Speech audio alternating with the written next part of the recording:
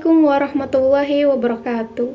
Kami akan mempresentasikan materi tentang strategi nasional yang merupakan tugas kelompok dari Ibu Dr. Pupu Sri Wulan Sumaya, SOS SHMH, selaku dosen pengampu mata kuliah Pendidikan Kewarganegaraan.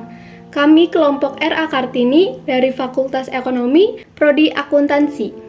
Perkenalkan, nama saya Cicin Cintia selaku moderator dan teman-teman saya. Perkenalkan, nama saya Aprilia Febrianti.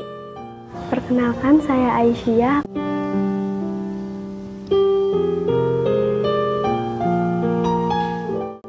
Untuk pembahasannya yaitu yang pertama pengertian strategi nasional, yang kedua landasan strategi nasional, yang ketiga penyusunan strategi nasional, yang keempat perwujudan strategi nasional, yang kelima faktor-faktor yang mempengaruhi strategi nasional, yang keenam implementasi strategi nasional, dan yang ketujuh perencanaan pembangunan nasional.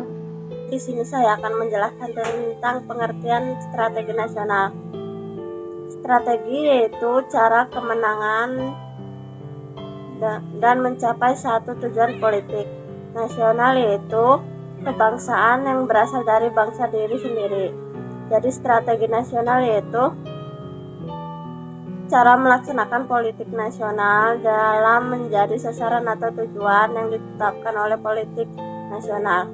Yang kedua, landasan strategi nasional yaitu yang pertama Pancasila, yang kedua UUD 1945, yang ketiga wawasan Nusantara, yang keempat pertahanan nasional.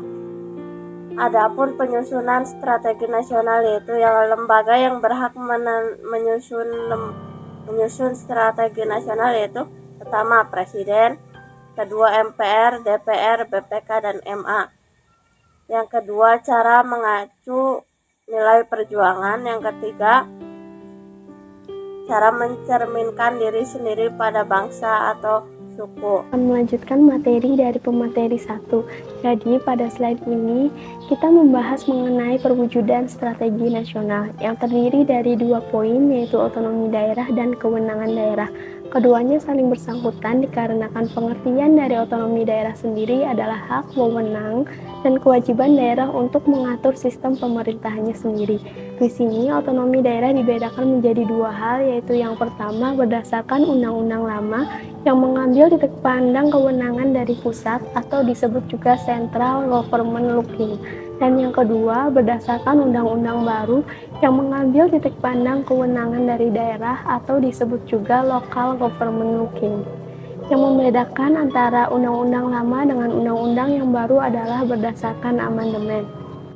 Selanjutnya ada kewenangan daerah. Yang pertama yaitu berlakunya Undang-Undang Nomor 32 Tahun 2004 tentang otonomi daerah yang berbunyi, negara mengakui dan menghormati satuan-satuan pemerintah daerah yang bersifat khusus dan istimewa.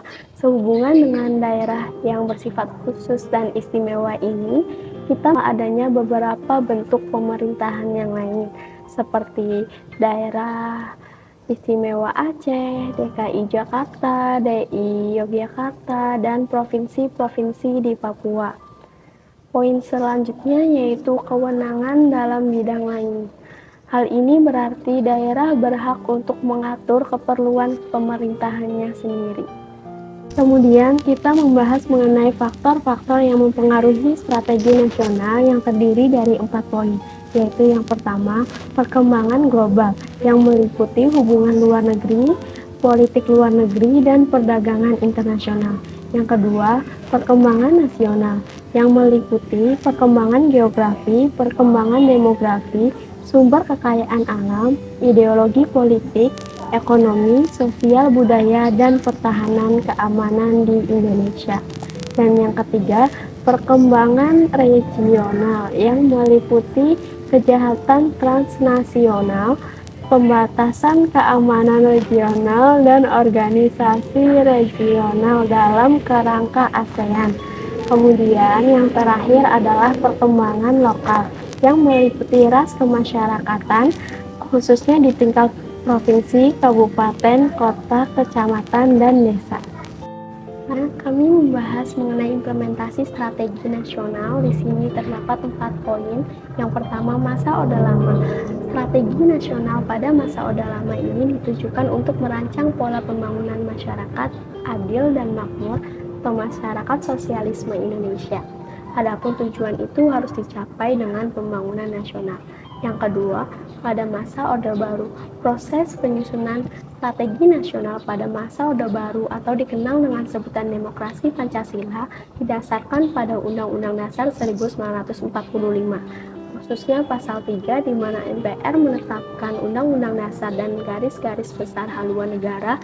Wujud nyata politik dan strategi nasional saat itu adalah GHBN yang ditetapkan oleh MPR melalui TAP MPR, kemudian diserahkan kepada Presiden untuk dijadikan sebagai pedoman dalam penyelenggaraan pembangunan nasional.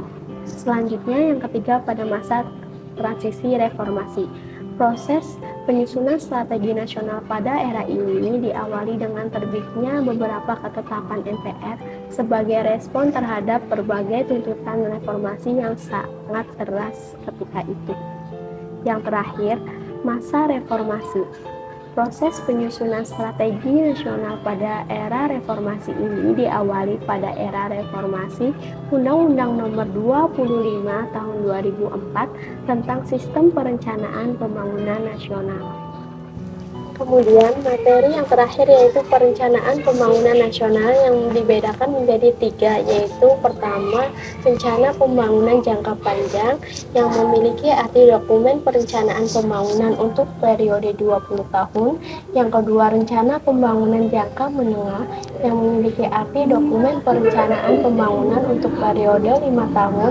Dan yang terakhir, rencana kerja pemerintah yang memiliki arti dokumen perencanaan pembangunan untuk periode 1 tahun. Sekian dari saya kembalikan lagi kepada moderator. Dari materi yang telah dipaparkan oleh pemateri 1 dan 2, untuk kesimpulannya yaitu strategi nasional adalah cara melaksanakan politik nasional dalam mencapai sasaran dan tujuan yang telah ditetapkan oleh politik nasional. Strategi nasional sendiri berlandaskan Pancasila, Undang-Undang Dasar 1945, Wawasan Nusantara, dan Pertahanan Nasional. Strategi yang buruk akan gagal, tidak peduli seberapa bagus informasimu, dan eksekusi yang lemah akan menghalangi strategi yang baik. Jika kamu melakukan cukup banyak hal dengan buruk, kamu akan gulung tikar. Bill Gates. Terima kasih, sekian dari kami. Kurang lebihnya kami mohon maaf. Billahi taufik wal hidayah. Wassalamualaikum warahmatullahi wabarakatuh.